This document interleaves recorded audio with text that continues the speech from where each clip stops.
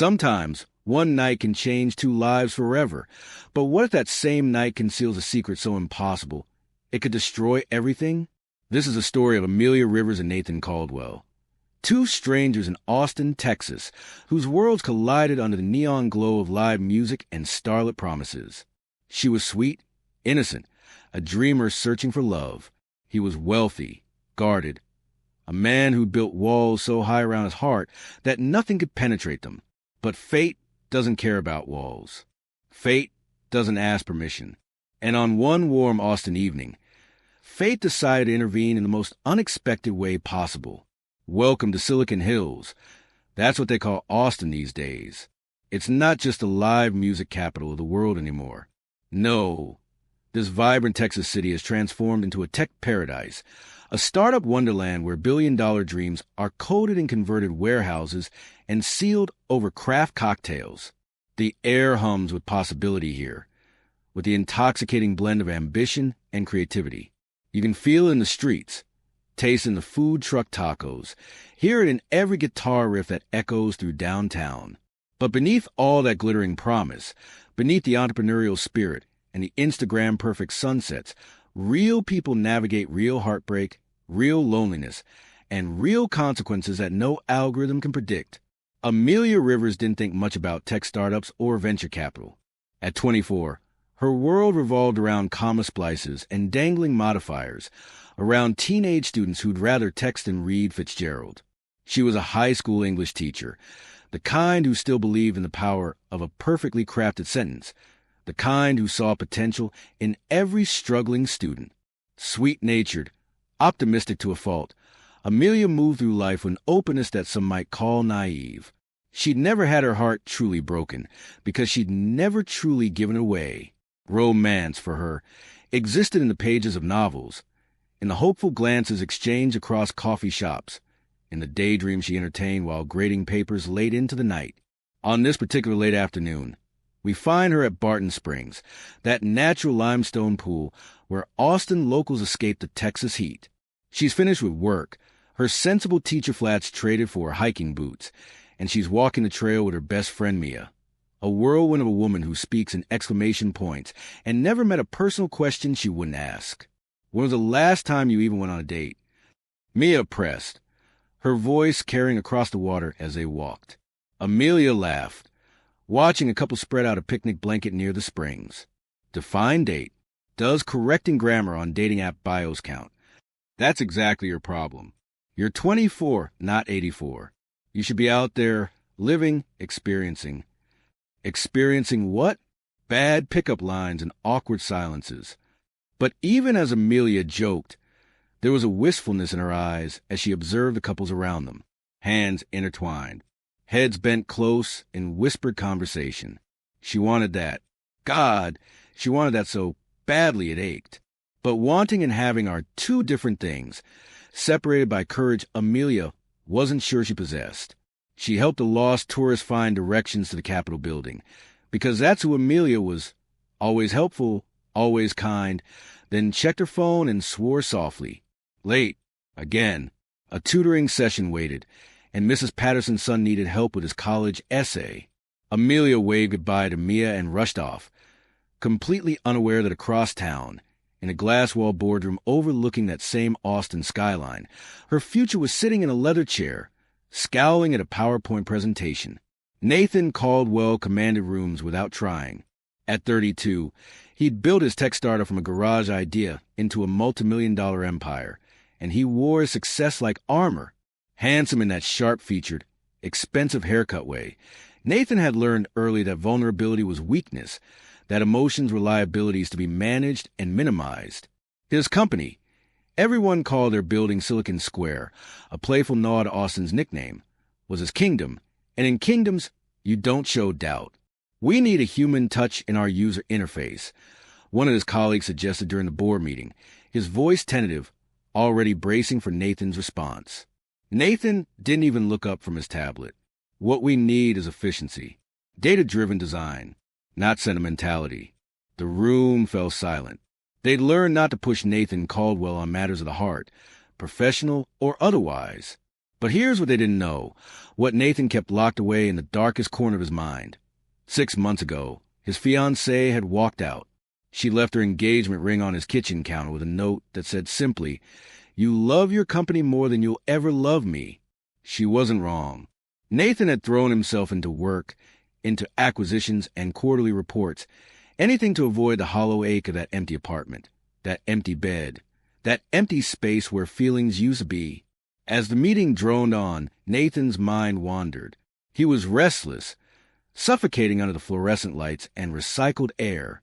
When it finally ended, he did something uncharacteristic. He left. No evening emails, no strategy sessions. He just walked out into the warm Austin night and let the city swallow him whole. Downtown pulsed with energy. A live music festival had taken over several blocks, and the crowd was a beautiful chaos of millennials and tourists, tech workers and musicians, all moving to the same irregular heartbeat of drums and guitar. Nathan bought a beer from a vendor and wandered, letting the music wash over his carefully constructed defenses. And that's when it happened. Amelia had come to the festival with Mia, celebrating the end of a brutal week of parent-teacher conferences and essay grading. She was standing in a food truck, laughing at something Mia said, when a man stumbled backward, startled by the crowd, and crashed directly into her. The impact sent her taco flying, the spectacular arc of lettuce, tomatoes, and salsa that seemed to happen in slow motion. "Oh, God, I'm so sorry." Nathan's voice cut through the music, genuinely horrified. Amelia stared at her empty hands, then at the taco carnage on the ground, then up at the most striking man she'd ever seen outside a magazine. Expensive shirt, sharp jawline, eyes that looked simultaneously annoyed and amused. "That was a really good taco," she said, deadpan. Nathan blinked, then laughed, a real laugh, surprised out of him. "Let me buy you another one, and maybe several more. I think I owe you dinner at this point." Here's where the story gets interesting, because as they stood in line together, as Nathan ordered enough food for 3 people in guilty compensation, Amelia mishearing something in the chaos. She thought she heard someone call him Mr. Coldwell or maybe Chadwell. And when she asked, "So, Mr. Caldwell, do you make a habit of destroying innocent people's dinners?" he just smiled and nodded, not correcting her, not revealing that he was CEO of anything, just enjoying being anonymous, being seen as simply Nathan. They talked. God, how they talked. They found a quieter corner of the festival, perched on a concrete barrier, and the conversation flowed like they'd known each other for years instead of minutes. Amelia was charming in her earnestness, speaking passionately about her students, about the power of stories. Nathan found himself lowering his guard, admitting he was recently single, that he was working on being less a workaholic. A masterclass in understatement. "I just want something real, you know?" Amelia said, looking out at the crowd. "Not perfect, just real." Nathan studied her profile in the neon glow of festival lights. Real is harder than perfect. Maybe, but it's worth it. The festival eventually wound down, and Nathan, in a move that surprised even himself, suggested coffee. There was a place still open, a 24-hour spot where insomniacs and artists congregated. They went. They talked more. And somewhere between the second and third cup of coffee, as Amelia laughed at Nathan's awkward attempt to humor as he listened, really listened to her stories, something shifted. Nathan pretended to reference articles from local newsletters, making up absurd headlines just to see her laugh. Amelia played along, thinking he was just quirky, just funny, not realizing he was actively hiding his identity, afraid that the truth would change how she saw him. And then Amelia said something that made time stop. "I'm not experienced with this," she admitted quietly, her cheeks flushing. "With men, with any of this. You're literally the first person I've kissed." The weight of that confession hung between them. Nathan could have done the decent thing, could have called her a cab, said goodnight, protected her innocence. But Nathan Caldwell had spent 6 months being decent, being responsible, being alone. And this beautiful, genuine woman was looking at him like he mattered, like he was more than his company valuation and his emotional damage. "Do you want to see the city?" he asked softly. "The real view, from above." Amelia knew what he was asking. She wasn't naive enough to miss the subtext, and she nodded, His hotel suite overlooked all of Austin, a glittering sprawl of lights and possibility. They stood on the balcony, the night air warm against their skin, and the city felt like it was holding its breath, waiting. When Nathan kissed her, it was gentle, questioning. When Amelia kissed back, it was answer enough. What happened next was tender and passionate and achingly intimate, a first time that would bind them together in ways neither could imagine. The camera of our story fades to black here, respecting the privacy of that moment, but understanding its weight. For Amelia, it was everything she'd dreamed romance could be. For Nathan, it was the first time in months he'd felt anything beyond numbness. But morning has a way of destroying magic. Sunlight crept through expensive curtains. Nathan woke first, and reality crashed over him like a wave. What had he done? This sweet, innocent woman deserved more than a one-night stand with an emotionally unavailable CEO. She deserved courtship, commitment, all the things he'd proven himself incapable of providing. Panic seized him, that old familiar fear of vulnerability, of being hurt again, of hurting someone else. So Nathan did what he did best. He ran. He dressed quietly, scribbled a note with only his first name and a vague apology. "I didn't mean to hurt you," and slipped out like a thief stealing back his own heart. Amelia woke to emptiness. Sheets cooling, clothes folded neatly, and just that slip of paper with Nathan, and words that felt like a gut punch. Confusion and hurt warred inside her.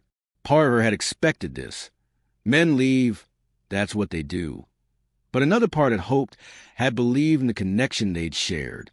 She grabbed her phone with shaking hands and tried to save his name in her contacts, but her fingers fumbled, autocorrect betrayed her, and instead of Nathan Caldwell, she somehow typed Zathan Caldwell, a mistake that would later seem both tragic and absurd. She threw on yesterday's clothes and ran. She actually ran, still in her pajama top that she grabbed by mistake, her hair wild, her heart wilder, down to the street where she saw his cab pulling away. Amelia sprinted after it, shouting his name, waving her arms like a madwoman. But Nathan either didn't see her or chose not to. The cab turned a corner and disappeared, and Amelia stood there on the Austin sidewalk, breathing hard, tears streaming down her face. All she had was a first name and a garbled contact entry. All she had was a memory of a night that felt like destiny and ended like a mistake. She walked slowly back to the hotel, collected her things, and went home to an empty apartment that suddenly felt impossibly lonely. The days that followed blurred together. Amelia tried to lose herself in work, in her students' essays, in lesson plans and faculty meetings. But at night, alone, she'd stare at that contact entry, Zathan, and wonder what she'd done wrong. Wonder if she'd imagined connection. Wonder if she'd ever see him again. She didn't know that 3 weeks later, her entire world would shift on its axis in the fluorescent-lit bathroom of a drugstore.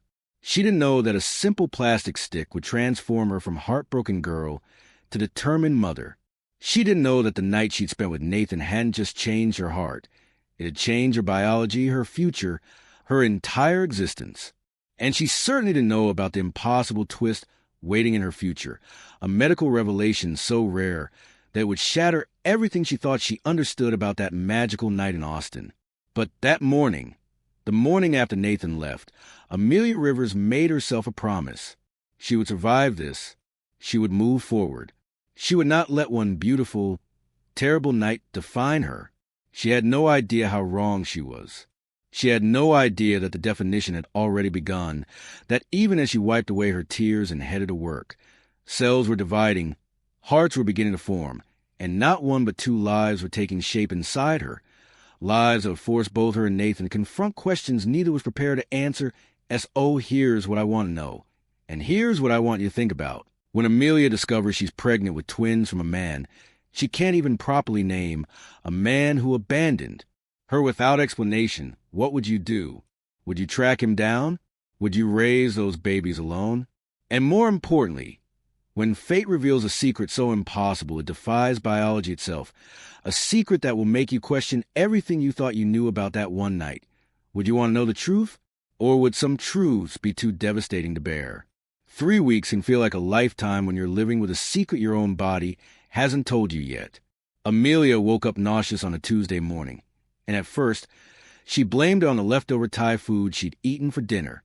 Then Wednesday came. Then Thursday. By Friday, when the smell of her favorite coffee made her stomach revolt, a tiny voice in the back of her mind whispered something she desperately didn't want to hear. But Amelia Rivers had become very good at ignoring inconvenient truths over the past few weeks. Ignoring the ache in her chest when she scrolled past romantic comedies on Netflix. Ignoring the phantom sensation of hands that had held her so tenderly before disappearing into the Austin dawn. Ignoring that stupid contact entry in her phone that read, Zathan Caldwell, like some alien name from a science fiction novel. But you can't ignore biology forever. Biology has a way of making itself heard. She sat at her kitchen table that Friday morning, grading essays with one hand while clutching her stomach with the other, when Mia burst through her apartment door. Because Mia had a key and absolutely no concept of boundaries. "You look like death warmed over," Mia announced, dropping a bag of bagels on the counter. "Thanks. Really feeling the love." "No. Seriously, Amelia, you've been weird for days. Pale. Tired. And is it just me, or are you suddenly anti-coffee? You, the woman who has caffeine running through her veins instead of blood." Amelia set down her red pen. Mia was right. The signs were there, glaring and obvious, but acknowledging them meant confronting a possibility so terrifying that Amelia's mind had been performing Olympic-level mental gymnastics to avoid it. She thought about that night, the only night, with Nathan. They'd been careful, hadn't they? The details were soft around the edges, blurred by wine and emotion and the sheer overwhelming intensity of feeling wanted, of feeling cherished, even if it had been a lie. "Mia," Amelia said quietly, "can you get pregnant your first time?" The question hung in the air like a grenade with its pin pulled. Mia's eyes went wide, her mouth forming a perfect O shock. "Oh my God! Oh my God! Amelia Rivers, are you telling me?" "I'm not telling you anything. I'm asking a hypothetical question. There's nothing hypothetical about the panic in your eyes right now. We're going to the drugstore. Now." Here's the thing about life-changing moments. They rarely happen in dignified settings. They happen in fluorescent-lit drugstore bathrooms with flickering overhead lights and graffiti on the walls. They happen while you're sitting on a toilet seat covered with toilet paper, hands shaking so hard you can barely hold a plastic stick. While your best friend paces outside the stall muttering prayers to God she doesn't even believe in. Amelia took the first test, waited the required 3 minutes that felt like 3 hours, looked down at the result window. Negative. The relief was so intense it made her dizzy. She laughed. Actually laughed, a slightly hysterical sound that echoed off the bathroom tiles. False alarm. Just stress. Just her body playing tricks on her, because she'd been through emotional trauma and wasn't sleeping well, but something nagged at her. Some instinct whispered, wait. So she went home, spent 2 days in denial, and then on Sunday morning took a second test. 2 pink lines. Clear, undeniable, positive. Amelia's vision tunneled. The bathroom tilted. She sat down hard on the edge of the bathtub and stared at that plastic stick like it was a message from an alternate dimension. Pregnant. She was pregnant. From one night. From a man who'd left her with nothing but a first name and a heart-shaped bruise. Twins! She screamed without thinking, the word bursting out of her in shock confusion, because her brain wasn't processing correctly, because one positive test after one negative test somehow translated in her panicked mind to 2 babies, because nothing made sense anymore. Mia crashed through the bathroom door. What? Twins? How do you know it's twins? Amelia stared at her friend, then at the test, then started laughing and crying simultaneously, a sound that was probably concerning from a mental health standpoint. I don't know anything. There were 2 tests and one was negative and one was positive and my brain just... Okay, breathe. You're spiraling. Let me see that test. Mia grabbed it, held it upside down initially, which made Amelia laugh harder, then right side up, and her face went pale. Sweetie, this is definitely positive. Like, extremely positive. Those lines are basically screaming at us. The laughter died in Amelia's throat. Reality crashed over her in waves. She was pregnant. Alone. with a baby from a man she couldn't find, couldn't contact, couldn't even properly name. What was she supposed to do? How was she supposed to? I can do this, she heard herself say, the words coming from somewhere deep and primal and fierce. I can do this, Mia. And in that moment, something fundamental shifted inside Amelia Rivers. The sweet, naive English teacher who'd spent her life waiting for someone else to write her story picked up the pen herself. This was her life, her body, her choice. And if she had to do this alone, then God damn it, she would do it alone. But first, she needed to know for sure. The OB/GYN's office smelled like antiseptic and hope, a strange combination that made Amelia's already queasy stomach do backflips. She lay on the examination table, paper crinkling beneath her, while the doctor prepared the ultrasound machine. This was it. Confirmation. The point of no return.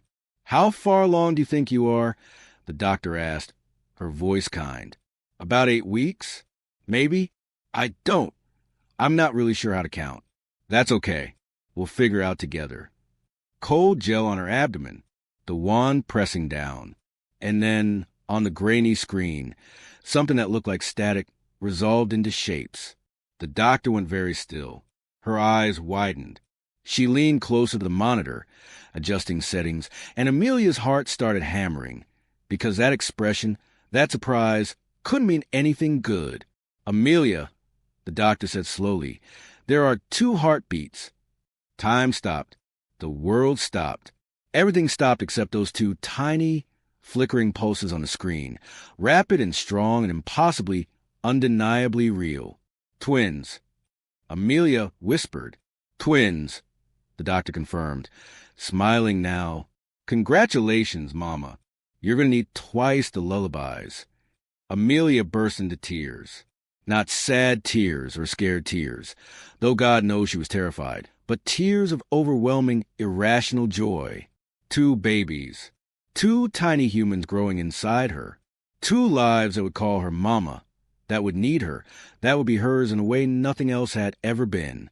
The enormity of it was crushing and exhilarating and absolutely insane. Mia, who'd snuck into the room despite protocol, snapped a photo of the ultrasound screen. You're making identical Twinkies, she stage whispered, which made the doctor laugh and Amelia cry harder. But across town, in a glass office tower overlooking Austin, Nathan Caldwell was about to have his own world shattered. He'd spent 3 weeks trying to forget Amelia. 3 weeks drowning himself in work, in acquisitions and product launches, and anything that would occupy the space in his brain where her laugh lived, where her earnest eyes haunted him, with a memory of her skin against his plate on repeat like a song he couldn't turn off. He told himself he'd done the right thing. He told himself she deserved better. He told himself a lot of lies that sounded almost true in the harsh light of day. Then his phone rang. A known number. He ignored it. It rang again. He sent it to voicemail. The 3rd time, his assistant knocked on his office door. Mr. Caldwell? There's a woman from an OB/GYN clinic on the line. She says it's urgent. Something about a message for you from someone named Amelia. Nathan's blood turned to ice. His hand, reaching for the phone, trembled. He waved his assistant away, waited for the door to close, then answered. This is Nathan Caldwell. Mr. Caldwell, I have a voicemail that was left for you earlier today. The patient requested we forward it. Would you like me to play it? Yes. Yes, play it. There was a click, a moment of static, and then Amelia's voice filled his office, soft, scared, and absolutely devastating. Nathan, it's Amelia. I don't know if you remember me, but we spent a night together about 2 months ago. I've been trying to figure out how to tell you this, and there's no easy way, so I'm just going to say it. I'm pregnant, with twins. You're going to be a father, to 2 babies. I'm not asking you for anything. I just thought you should know. I hope you're okay. Goodbye. The phone slipped from Nathan's hand and clattered onto his desk. Twins. Pregnant. Father. The words couldn't compute, because he'd used protection, and it was just one night, and this couldn't be happening. Not now, not to him, not when he'd finally gotten his life back under control. But even as denial screamed through his mind, something else whispered underneath it. A memory of Amelia's smile. The way she'd looked at him like he mattered. The first genuine connection he'd felt since his fiancée left. And now she was carrying his children, 2 of them, and he'd abandoned her, left her alone to face this impossible situation. Guilt and panic warred inside him. He tried to laugh it off. Wrong number, has to be. But his own voice betrayed him with its shakiness. He hung up, stared at his computer screen without seeing it, and felt the walls of his carefully constructed life begin to crack. That night, Nathan couldn't sleep. He lay in his penthouse, staring at the ceiling, while memories of Amelia alternated with the clinical voice of that receptionist. Twins. The word kept echoing. His mind conjured images of cribs and diapers and tiny hands reaching for him, and the terror was so profound it made him nauseous. He'd failed at one relationship already. How could he possibly be responsible for 2 entire human beings? But something else nagged at him, something that felt uncomfortably like conscience. Amelia hadn't asked for this. She was facing alone because he'd been a coward. And if there was one thing Nathan Caldwell prided himself on, beneath all the arrogance and emotional armor, it was not being a coward. He had to find her. He had to talk to her. He had to figure out what the hell they were going to do. But here's what Nathan didn't know, what he couldn't possibly know as he lay there planning his approach. The woman he remembered, sweet, innocent Amelia, wasn't the same woman anymore. 3 weeks and 1 positive pregnancy test had forged her into something stronger, something fierce and protective and fundamentally changed. The girl who'd chased his cab, crying, was gone. In her place was a woman who'd already made peace with doing this alone, a woman who didn't need his guilt or his half-hearted attempts at responsibility. When Nathan finally tracked her down, and he would track her down, because wealthy CEOs have resources that lovesick English teachers don't, the confrontation would be nothing like he expected. Amelia sat in that same coffee shop where they'd first really talked, 3 months pregnant now, reading pregnancy magazines and making notes about cribs and baby monitors. She'd told her mother about the twins, endured the shocked silence followed by tearful support. She'd started planning the nursery, researching parenting techniques, downloading apps that tracked fetal development. She was doing this, actually doing this. And somewhere in the exhausting, terrifying process of becoming a mother, Amelia Rivers had found a strength she never knew she possessed. The bell above the coffee shop door chimed. Amelia looked up absently, then froze. Nathan stood in the doorway, looking haggard and nervous, and nothing like the confident man who'd bought her tacos and charmed her into bed. Their eyes met across the crowded shop. Time seemed to slow. Every conversation around them faded to white noise. He walked toward her table. She stood, instinctively protective, one hand moving to her barely visible bump. "You said we're having twins," Nathan said without preamble, his voice rough. "Yes," Amelia answered, her chin lifting defiantly. Behind her, Mia, ever present, ever protective, peeked out from where she'd been pretending to read a magazine, watching Nathan like a judge evaluating evidence. The tension was thick enough to cut. Here was the man who'd abandoned Amelia. Here was the father of her children. Here was everything complicated and messy and unresolved, standing 6 feet away and looking at her with an expression that mixed guilt, fear, and something that might have been longing. They sat. They talked. And Amelia, to her own surprise, felt nothing but calm certainty. "I'm strong enough to do this alone," she told him, her voice steady. "But you should know, these babies exist. They're yours. Whether you want to be part of their lives is your choice, but I've already made mine." Nathan looked like he'd been punched. "Amelia, You left," she interrupted. "You made your choice then. I'm not angry anymore. I'm just telling you the truth. I don't need you to be their father out of obligation or guilt. So if you're here because you feel bad, you can leave. But if you're here because you actually want to be part of this, because you want to know your children, then we need to establish some ground rules. What do you do when the person you wronged shows you mercy you don't deserve? What do you do when the woman you abandoned turns out to be stronger than you ever imagined?" Nathan Caldwell, CEO and master of boardroom negotiations, had absolutely no idea how to respond. But as he sat there, watching Amelia calmly sip her decaf coffee, watching the fierce protectiveness in her eyes when she talked about the twins, something shifted in him. This wasn't about his fear anymore. This wasn't about his failed engagement or his emotional walls. This was about two innocent lives that deserved better than a father who ran away when things got difficult. I want to be part of this, he heard himself say. I want to know them. I want to try. Amelia studied him for a long moment, then nodded once. Okay, then let's try.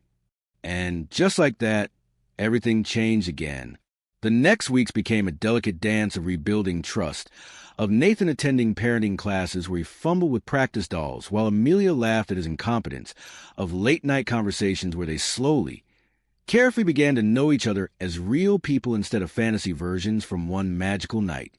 Nathan shed his arrogance layer by layer, revealing the scared, damaged man underneath.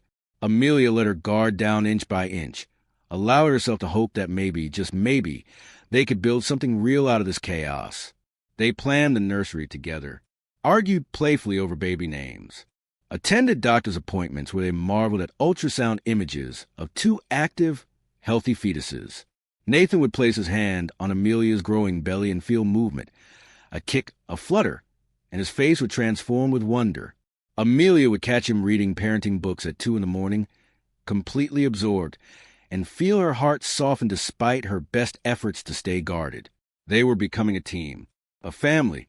The audience watching their story believed they knew how this would end, with reconciliation, with love, with Nathan overcoming his commitment issues, and Amelia finding her happily ever after.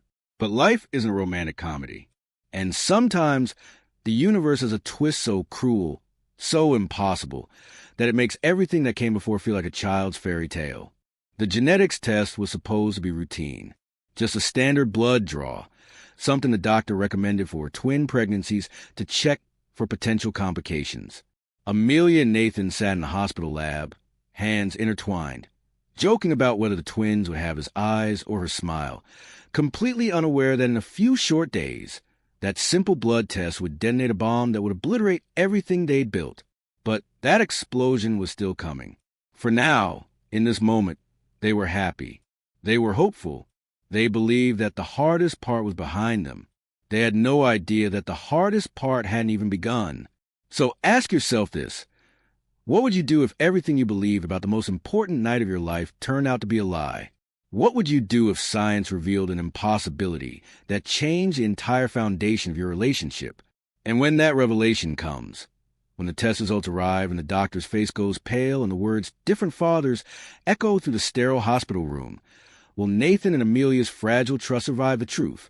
Or will some secrets destroy everything they fought so hard to build? Can you survive discovering that everything you thought was true about your life is actually a lie? That's the question Amelia Rivers and Nathan Caldwell were about to face in the most devastating way imaginable. But they didn't know it yet. Not as they walked into that hospital genetics lab on a crisp Austin morning, hands intertwined, smiling nervously at each other like expectant parents do. Not as Amelia rolled up her sleeve for what she thought was just another routine blood draw. Not as Nathan made a joke about hoping the twins inherited Amelia's patience, because God knows they'd need it with his temperament. They were happy in that moment. Cautiously, carefully happy. The kind of happiness that comes after surviving a storm and believing the worst is finally over.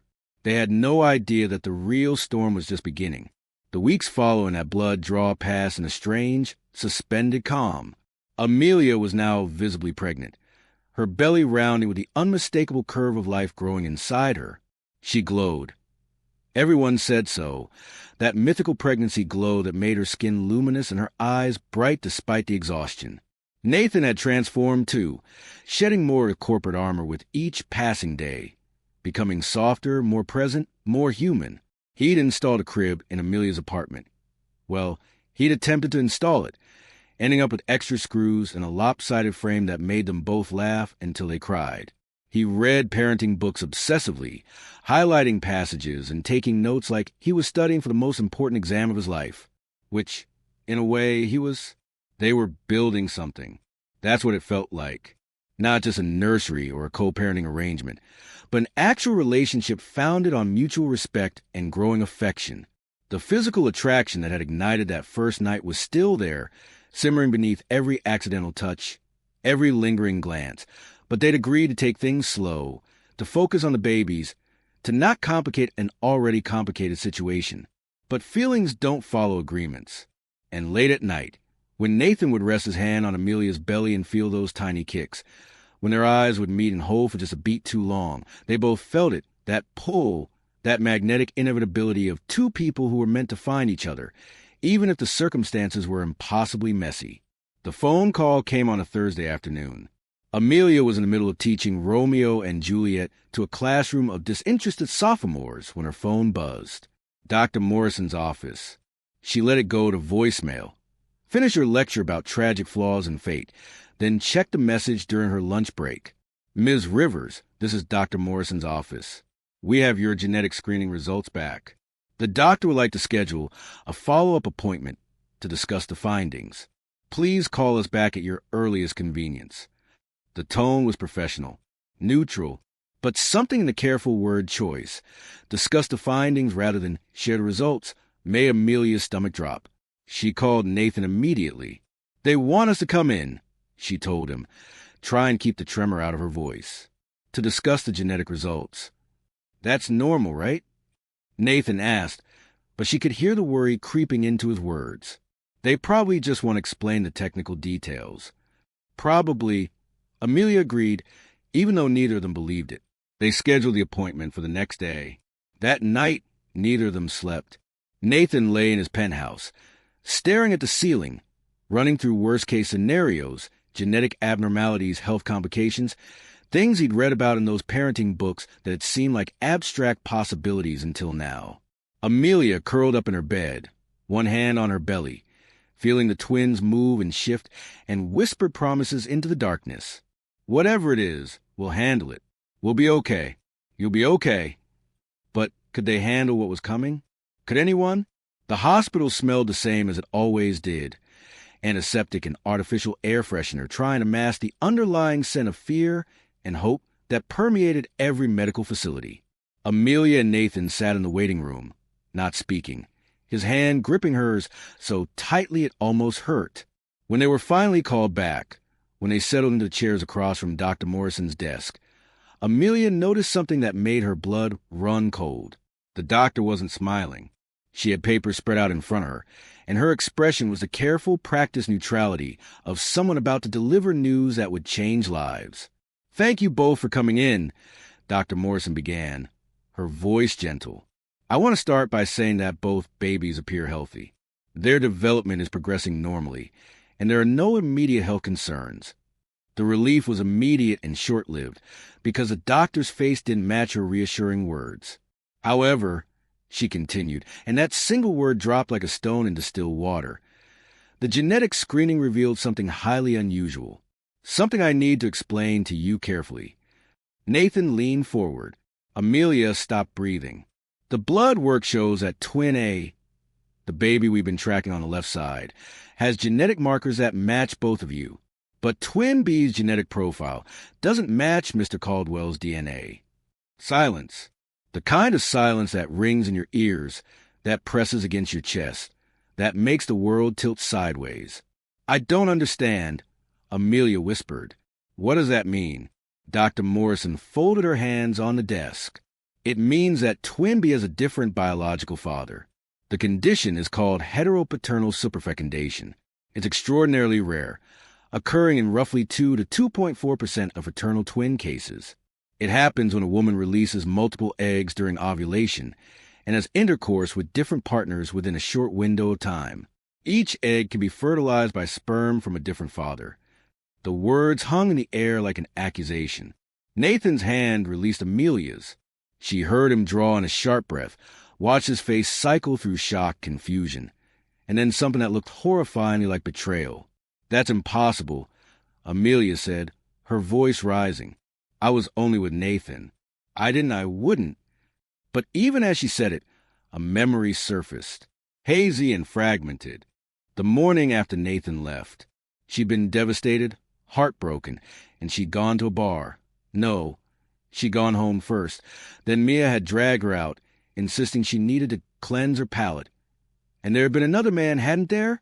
Someone whose face she couldn't quite remember, whose name she'd never learned. Someone who bought her drinks and listened to her cry about the man who'd abandoned her, and then, oh God, oh God, what'd she done? The realization must have shown on her face, because Nathan stood up so abruptly his chair toppled backward. "You were with someone else," he said, and it wasn't questioned. "After me, you were with someone else." "Nathan, I was hurt. I was devastated. You left me. So, you slept with the first guy you met, hours after sleeping with me." "It wasn't like that. I was drunk and upset, and I barely remember." "You barely remember? You barely remember conceiving a child." Dr. Morrison stood. "I think we all need to take a breath here." But Nathan was already heading for the door. Amelia tried to follow, her pregnant belly making her movements awkward, desperate. "Nathan, please, let me explain." He turned on her, and the look on his face was pure devastation. "Explain what, Amelia? That I'm not the father of both babies? That one of my children," his voice cracked, "one of them isn't even mine? What exactly is there to explain?" "You left me," Amelia shouted, tears streaming down her face. "You made love to me, made me feel special and wanted and cherished, and then you disappeared like I meant nothing. I was 24 years old. It was my first time, and you abandoned me. So yes, I made a mistake. A horrible, drunk, stupid mistake that I can barely remember. But you don't get to judge me for being human when you were the one who broke me first." The words echoed through the hallway. Other patients and staff were staring now, but Amelia didn't care. She was crying too hard to care about anything except the fact that every carefully built bridge, every moment of trust, every tender touch and whispered promise was crumbling around her. Nathan stood frozen, his anger warring with guilt, his pain mixing with the terrible understanding that she was right. He had left her. He had broken her heart. And she'd sought comfort in the worst possible way, with consequences neither of them could have imagined. "I need time," he finally said, his voice hollow. "I need to think." "Nathan." "I said I need time. Amelia." He walked away. She watched him go, one hand on her belly where two babies, two precious, innocent babies, were growing. One his, one a stranger's. Both hers. All hers. The days that followed were the darkest of Amelia's life. She called in sick to work, couldn't face her students, couldn't face anyone.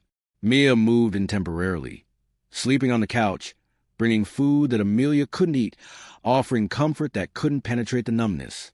The nursery sat half-finished, a monument to hopes that now felt naive and foolish. How was she supposed to do this? How was she supposed to raise two babies when she didn't even know who fathered one of them? Nathan retreated into his penthouse and his work, but for the first time in his life, the spreadsheets and strategy meetings couldn't distract him. He'd stare at the ultrasound photos he'd saved on his phone, two tiny figures curled together in Amelia's womb, and try to figure out which one was his. Try to imagine loving one and not the other. Try to reconcile the woman he'd been falling for with the woman who'd slept with a stranger hours after sleeping with him. But late at night, when the anger faded and exhaustion set in, Nathan would remember Amelia's face in that hospital room. The genuine shock, the horror at her own actions, the way she'd said, "You broke me first," with such raw pain that it physically hurt to hear. And he'd remember that she was right. He had broken her. His cowardice, his fear, his inability to handle vulnerability, those things had set this entire tragedy in motion. 1 week after the revelation, Nathan found himself driving to Amelia's apartment. He didn't call first, didn't plan what he'd say. He just drove, parked, and knocked on her door at 10 o'clock on a Friday night. Amelia answered looking exhausted and beautiful, and so heartbreakingly sad that Nathan almost turned around and left. But he didn't, because running away was what had started this mess, and he was done running. "Can I come in?" he asked quietly. She stepped aside without speaking, and he entered the apartment he'd spent so many evenings in, helping paint the nursery walls a soft yellow, assembling furniture, planning a future that now felt impossibly complicated. They sat on her couch. The silence stretched. Finally, Nathan spoke. "I've been thinking about what you said, about me breaking you first. And you're right. I did. I was a coward, and I hurt you. And what happened after?" He took a shaky breath. What happened after was a consequence of my actions. That doesn't excuse what I did, Amelia said softly. No, but it explains it. And I think he turned to look at her, really look at her. I think we both made mistakes. Mine was abandoning you. Yours was seeking comfort in the wrong place. But those babies in there, he gestured to her belly. They didn't make any mistakes. They didn't ask for this. And they deserve better than two parents who can't figure out how to forgive each other. Amelia's eyes filled with tears. I don't know how to do this, Nathan. I don't know how to raise one child that's yours and one that's a stranger's. I don't know how to look at them and not see my own shame. I don't know. Hey! Nathan took her hand gently. We figure out together. Both of them. Both babies. Because here's what I realized this week. I don't care which one is biologically mine. I care about you. I care about the family we were building. And I care about those two little humans who are going to need us to be stronger than our mistakes. You mean that? Amelia whispered. I mean that. It's going to be hard. God knows it's going to be complicated. But I want to try. If you'll let me. Amelia collapsed against him, sobbing, and Nathan held her, feeling her pregnant belly press against him. Feeling the movement of the twins, both of them, his and not his, there's in every way that mattered, and something inside him settled. This wasn't the story he'd imagined. This wasn't the neat, simple happily ever after that movie's promised. This was messy and complicated, and would require more forgiveness and grace than he'd ever thought himself capable of. But it was real, and real, Amelia had once told him, was worth it. They sat together as the Austin night deepened outside her windows, the city lights twinkling like promises, and they began to talk, really talk, about fears and hopes and the 1,000 impossible decisions that lay ahead, about how they'd explain this to the children someday, about whether they'd try to find a biological father of twin B, about whether Nathan could truly love a child that wasn't genetically his, about whether Amelia could forgive herself for a mistake made in pain and confusion. There were no easy answers, but there was commitment. There was a decision to try. And sometimes that's all love is, the decision to keep trying even when everything falls apart.